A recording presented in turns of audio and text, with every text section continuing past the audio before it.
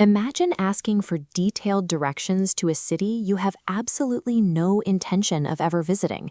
It sounds completely absurd, yet we do this every single day.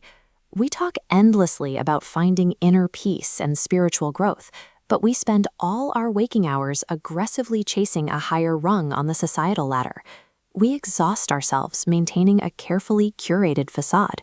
We lock ourselves into decades of debt to buy slightly larger houses. We purchase things to impress people we genuinely dislike, and we bury our actual identities beneath the person we think society demands us to be. The greatest tragedy of the modern seeker is this active self-deception. If you are constantly mapping a route to a destination you don't actually want to reach, failure is the only guaranteed outcome. Your mind operates with a strict, finite storage limit.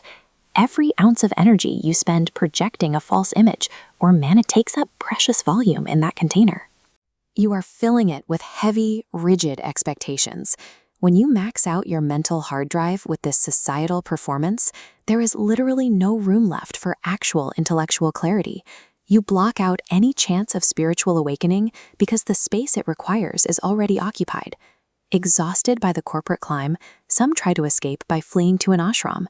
But without fixing their internal storage problem, they fall right back into the same pattern, scrubbed pots and blind servitude for millionaire gurus. Trading a demanding CEO for a spiritual master provides zero elevation. It simply swaps one form of meaningless servitude for another. There is an ancient principle, sang se gun hot. Your qualities are forged by your company. If you want to grow, your first requirement is the courage to ruthlessly cut ties with the people who anchor you to destructive, superficial habits. You have to actively seek out those who are demonstrably further ahead of you on the intellectual and spiritual path, and sit quietly with them. This requires dropping your ego entirely. You have to stop pretending you know the answers and admit exactly where you stand.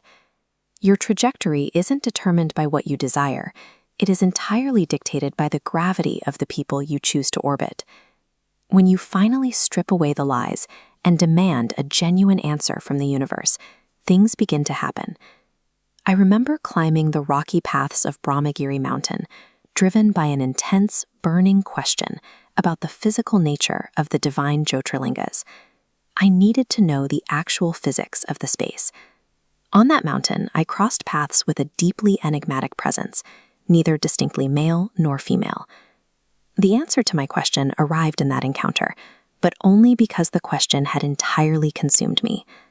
High mysticism always collides with brutal survival.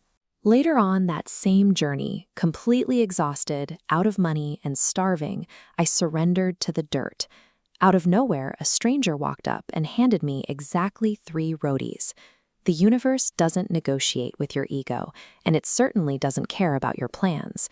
The truth only steps in when you are completely honest, fully present, and entirely out of options. If the path isn't about scrubbing pots or serving a master, what exactly is the purpose of a guru? Consider the story of a highly skilled painter tasked with capturing the portrait of a shape-shifting master.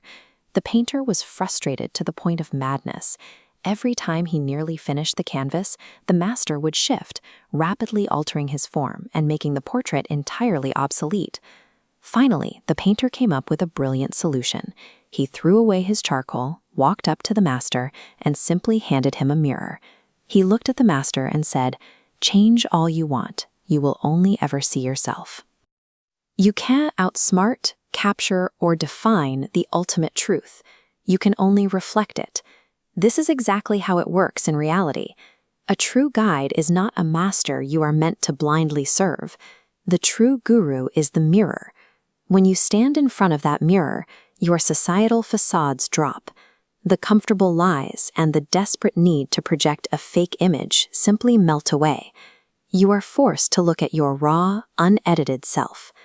The goal of this entire ascent isn't to reach a magical destination or to find a new idol to worship. The goal is simply to finally be introduced to yourself.